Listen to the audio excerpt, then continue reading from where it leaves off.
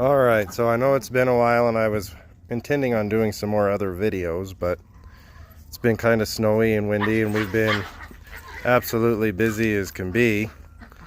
But I do believe since the last video this is Finley. She's a purebred miniature dachshund, new addition to our little family here. Our little pup Benji over here, he's a Chiweenie. He's 13 years old. He's got heart disease. So he's helping us teach our new little Miss Finley the ropes and how we do things. Added a couple extra support bars to our fence here for the chicken and duck run. Looks like everybody is out except for one Americana. This is the Americana over here. Beautiful chicken. They lay blue eggs.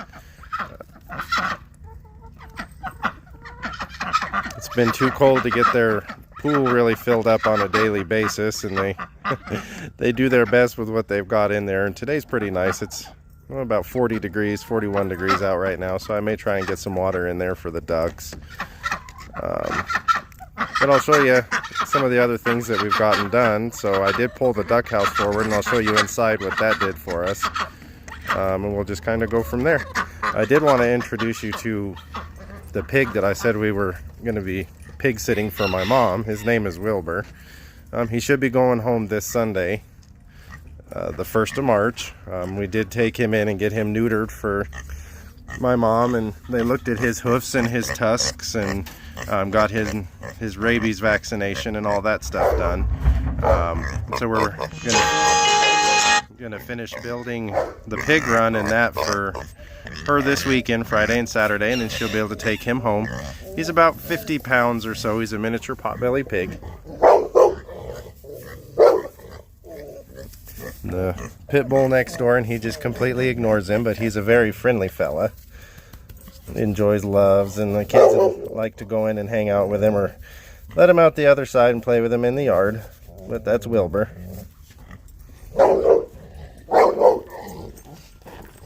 We did build, so Sawyer Ridge has some great rabbit hutch videos. It's a 3-part video, and I did build the rabbit cage according to his plans, and they absolutely turned out wonderful. And I did leave him an email telling him thank you so much for the wonderful plans and how easy they were to follow.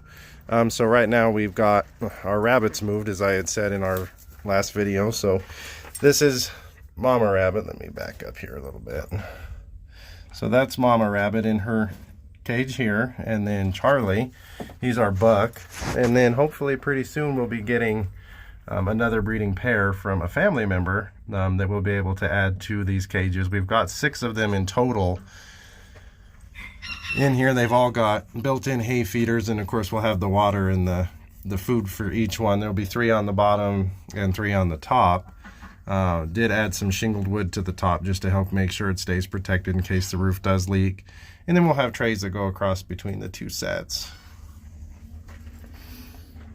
Actually, we can go through this way. I did get this door opened up on the inside. So this is the other doorway that goes into the chicken run that I was sitting in last time. As you can see, we got that rabbit house moved out of here, and the feeder moved out, so the ducks and the chickens all share one water bowl, and then one food bowl and a couple water bowls over here.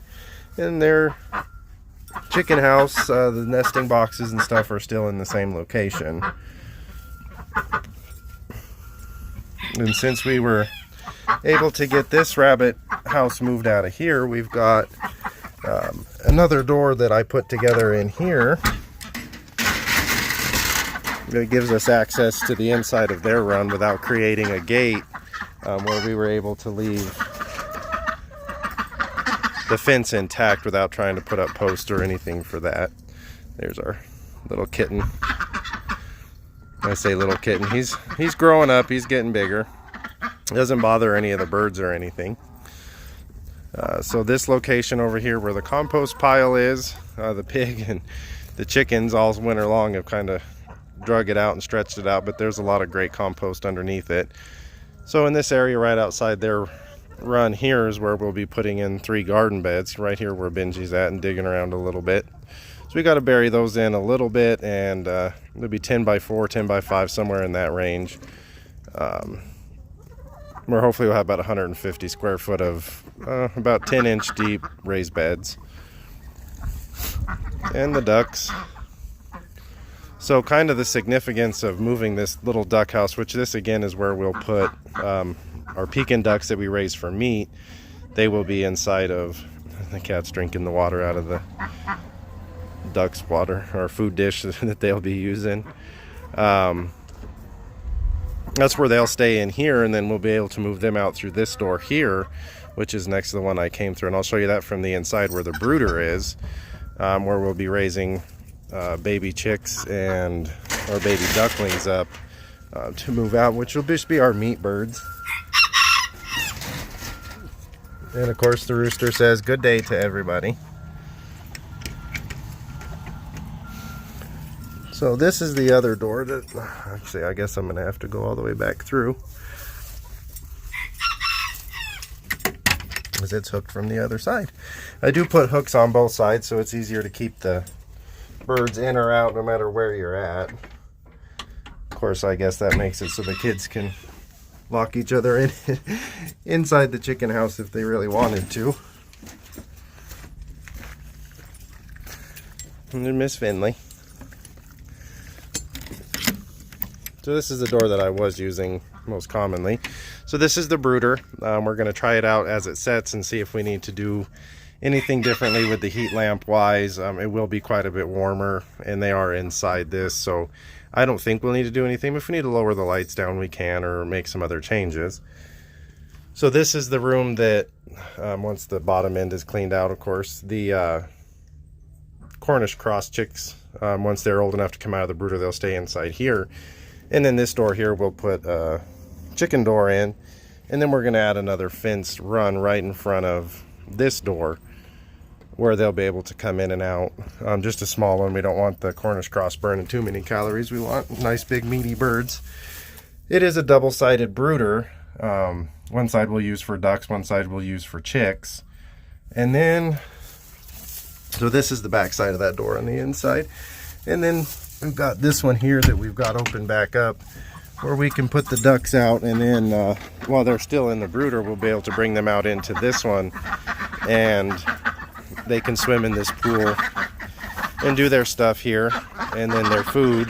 And then this one has a door on it. We'll be able to tuck them away inside once they're out, tuck them in at night, where they'll be safe from any predators, which really we don't have around here other than aerial predators. And little Mr. Rooster here does a pretty good job of telling everybody when anything is coming around, and they all run for cover. They've all got the barn that they can run straight into and hide out. So that's just kind of the updates that we've got. Once we get the garden in, which should be happening here in the next couple weeks, we should be sending Mr. Wilbur home soon. And then as it warms up, of course, the dog will be able to stay outside in the dog run, which is where Wilbur is borrowing right now. I'll walk over there in a few minutes and show you the house there. That's the old rabbit house that we tore apart. And again, we've still got the whole bottom end of the yard for the kids to play in, dogs to run in, cat to bounce around and be happy in. So, and then all this junk that came out of where the rabbits are, I've still got to get squared away. And as the time gets closer, then I'll share the butcher station, which you can see here. This is where we'll be hanging the rabbits, chickens, and ducks as we do the task.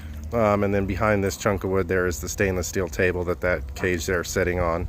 They will have water available at to finish that sort of stuff up. But again, all I can say is just don't let anybody ever tell you that even if you live right in the middle of town that you can't grow your own food, can't grow your own meat. Follow your laws. Take a look at it. You'll be surprised how many places do allow chickens and the such like that, that you guys can do your own stuff. I mean, it's getting more and more limited, but that doesn't mean we can't do it. There's a loader on the other side of the fence there. They're building, it looks like another 2 or 3 houses directly right around us. And before too much longer, this whole back end behind us, which I'll give you a look at, is going to be full of houses, which I'm not a big fan of. Right now it is a great big field back here, which is kind of nice because my barn sits right up on that fence. As soon as somebody's back there, they may not want my birds hanging right on the other side of the fence, but it'll be an argument that we have at a later time. It's an old Catholic church over there. So this is what they're working with back here, and eventually someday, you know, just like Jess from Roots and Refuge says, let your waiting room be your classroom. And that's kind of what I'm trying to turn this into, is, you know, maybe someday at some point we'll be able to get out from right here in the middle of town and have a little more space and continue to do what we want to do. But until then, I appreciate everybody watching and everybody that's subscribed and all the comments. And I did receive a couple of positive comments, people asking for an update video, and I appreciate that. So until next time, I appreciate it. Thanks.